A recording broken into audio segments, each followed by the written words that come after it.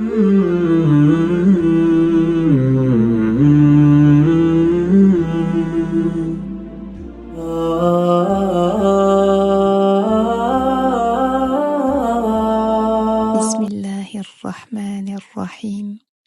Assalamu alaikum wa rahmatullahi wa barakatuh, ma chère semeuse de khair. Un nouvel épisode de Récit d'un savant. Tu vas découvrir un homme dont l'héritage continue d'illuminer nos vies. Histoire inspirante tirée de la vie de l'un des plus grands savants de l'islam. La vie de l'érudit et exégète Ismaïl ibn Kathir, un homme qui a consacré sa vie à la science et à la spiritualité. Cette histoire nous enseigne la puissance de la confiance en Allah subhanahu wa ta'ala, particulièrement face à l'inconnu. Dans un monde où l'incertitude nous entoure, Ibn Kathir nous rappelle que placer notre foi et notre confiance dans le Créateur est la clé pour surmonter les défis. Ibn Kathir est né en 1301 à Bosra, en Syrie. Il a grandi dans une époque marquée par de profonds bouleversements politiques et sociaux. Malgré cela, il a su se démarquer par sa quête incessante de savoir. Sa passion pour les sciences islamiques l'a conduit à Damas, où il a étudié auprès des plus grands savants de son temps, dont Ibn Taymiyyah. Ibn Kathir est surtout connu pour son exégèse du Coran, le Tafsir Ibn Kathir, une œuvre monumentale qui reste une référence essentielle pour la compréhension des versets coraniques. Mais au-delà de ses écrits, c'était un homme de foi profonde et de spiritualité intense. Mais ce qui distingue vraiment Ibn Kathir, c'est sa capacité à relier la connaissance à la spiritualité. En effet, il disait souvent que le savoir devait avoir un impact direct sur le cœur, transformant celui qui l'acquiert. Il aimait rappeler ce verset du Coran. وَمِنَ النَّاسِ وَالدَّوَابِّ وَالْأَنْعَامِ مُخْتَلِفٌ أَلْوَانُهُ كَذَلِكَ إِنَّمَا يَخْشَى اللَّهَ مِنْ عِبَادِهِ الْعُلَمَاءُ إِنَّ اللَّهَ عَزِيزٌ غَفُورٌ. Et c'est ainsi que tous les serviteurs de Dieu, seuls les savants, le craignent véritablement. En vérité, Dieu est puissant et clément. Sourate 35 Al-Fatir, verset 28. Un jour, après avoir fini un cours avec ses étudiants, Ibn Kathir partagea une histoire qui l'avait particulièrement marqué. Il racontait que pendant une période de grande épreuve dans sa vie, il avait cherché du réconfort dans la lecture du Coran.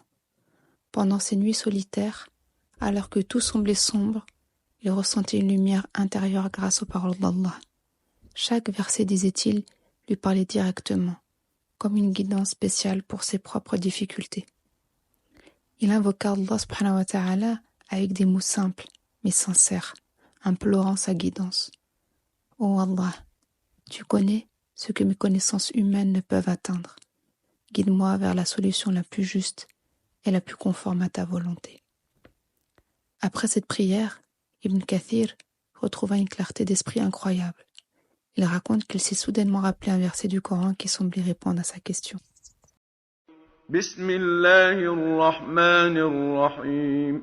وَيَرْزُقْهُ مِنْ حَيْثُ لَا يَحْتَسِبُ وَمَنْ يَتَوَكَّلْ عَلَى اللَّهِ فَهُوَ حَسْبُهُ إِنَّ اللَّهَ بَالِغُ أَمْرِهِ قَدْ جَعَلَ اللَّهُ لِكُلِّ شَيْءٍ قَدْرًا. Et quiconque place sa confiance en Allah, il lui suffit. Sourate At-Talaq, sourate numéro 65, verset numéro 3. Ibn Kathir rappelait souvent que le Coran est un compagnon qui ne trahit jamais. Il conseillait à ses élèves d'y retourner encore et encore, non seulement pour l'étudier, mais pour le vivre. Dans ce sens, il aimait citer ce verset.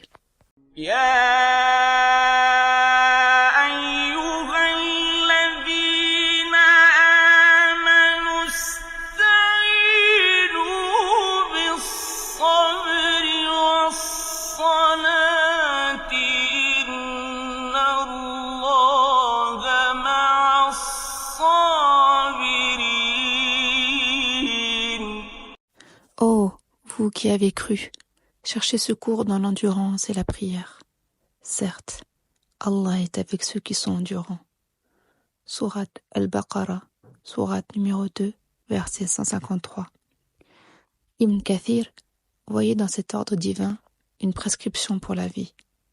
À chaque épreuve, se tourner vers Allah avec patience et prière. Une autre anecdote intéressante est liée à sa patience face aux épreuves. Une fois, un de ses proches lui demanda comment il restait si calme alors qu'il traversait une situation difficile. Ibn Kathir lui répondit en souriant « Celui qui a Allah avec lui ne se sent jamais seul. Quand tu récites ces paroles et que tu pries, tu n'es jamais abandonné. » Cette foi inébranlable était le pilier de sa vie, subhanallah. Imagine-toi, dans une situation similaire, lorsque nous sommes confrontés à un choix difficile ou à une épreuve, que faisons-nous?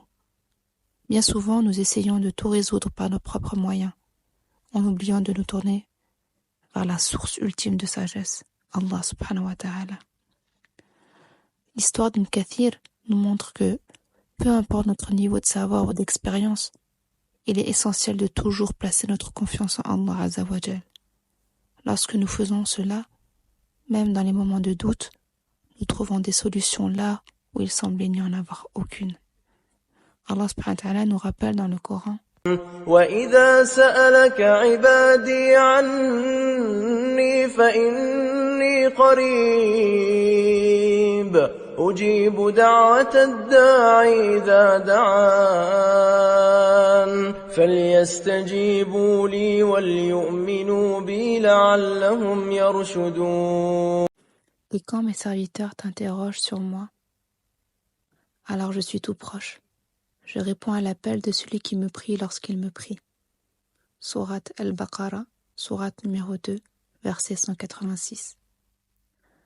Dans ce verset, Allah subhanahu wa ta'ala nous assure qu'il est toujours prêt à répondre à nos invocations. Il suffit de venir à lui avec sincérité et confiance. L'exemple d'Ibn Kathir est un rappel pour nous tous. Dans nos vies modernes, remplies de distractions et de stress, combien de fois nous oublions de nous tourner vers la prière et le Coran pour trouver du réconfort? Pourtant, comme nous l'enseigne Ibn Kathir, c'est dans ces moments de recueillement avec Allah azza wa jal que nous pouvons véritablement trouver la paix. Je t'encourage à réfléchir à la manière dont tu peux, toi aussi, renforcer ta relation avec Allah au quotidien, que ce soit dans les petites ou les grandes épreuves. Et rappelle-toi, comme nous l'enseigne le hadith du prophète sallallahu alayhi wa sallam, si vous placez votre confiance en Allah comme il se doit, il vous pourvoirez comme il pourvoit les oiseaux. Ils sortent le matin l'estomac vide et reviennent le soir le ventre plein. Rapporté par At-Tirmidhi. Un hadith magnifique, subhanallah. Pour conclure cette réflexion, je te laisse avec ce verset d'Ibn Kathir aimé particulièrement.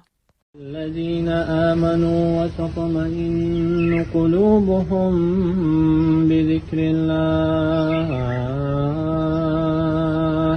ألا بذكر الله تطمئن القلوب.